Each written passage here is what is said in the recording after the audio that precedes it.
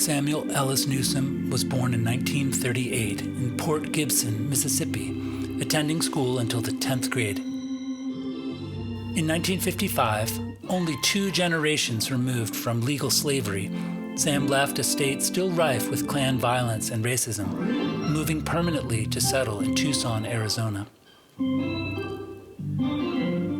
Sam taught hundreds of young leaders that the only measure that matters is that our work, that our service, speaks for each of us. May the work I've done speak for me.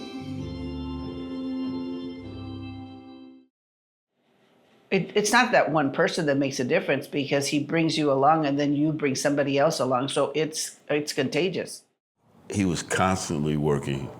He'd wake up working toward helping people every day, whether it be through A. Philip Randolph, Southern Arizona, A. Philip Randolph Institute. Sam was really about rights for people. And so if there was an injustice happening, you knew that he was going to be there. If there was a protest about whatever the situation is, whether it's immigrants' rights, especially workers' rights, and standing up for people to be able to be part of a union, I knew I was in the right place if I saw Sam there. When Sam's there, then I'm like, okay, I'm on the right side of this issue because I saw him. Sam would come into the office here. He'd sit right here, and we would join our legislative meetings. And there was things happening in the world over COVID, you know, the murder of George Floyd. And Sam said, we need to be louder. And it's different coming from me or coming from another person than it is coming from Sam. When Sam says that, the room gets silent and people listen. And if you don't act, Sam's going to say it again. I would describe him as a wonderful activist that cared about the community and cared about everyone he ever talked to. He was quite the talker. Once you got him talking, you couldn't leave. He always had something to say that was always positive, and he always wanted to make sure that anybody you knew who wasn't registered, that he could help them register to vote.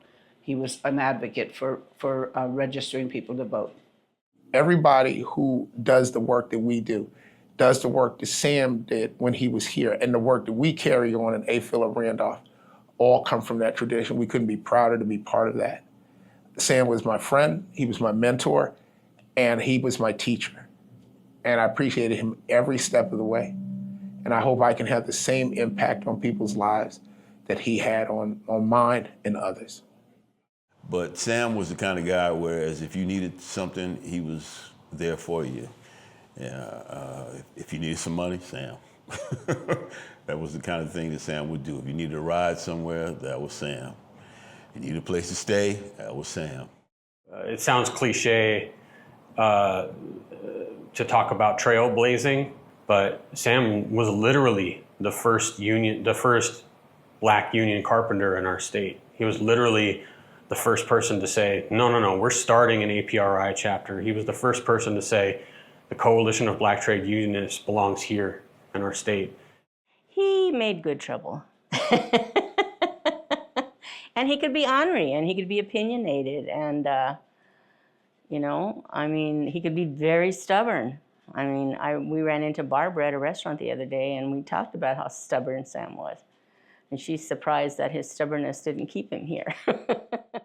That interaction would be, hello, my name is Sam Newsome. I register people to vote. Are you registered to vote? If not, let me give you the form. I have one here.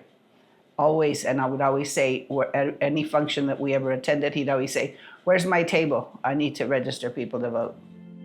Beyond campaigns and our moments of policy victories, we are part of the movement that is a great river that flows toward peace and justice for every human. The baton is now passed to us. May our work and may our service speak for each and every one of us. May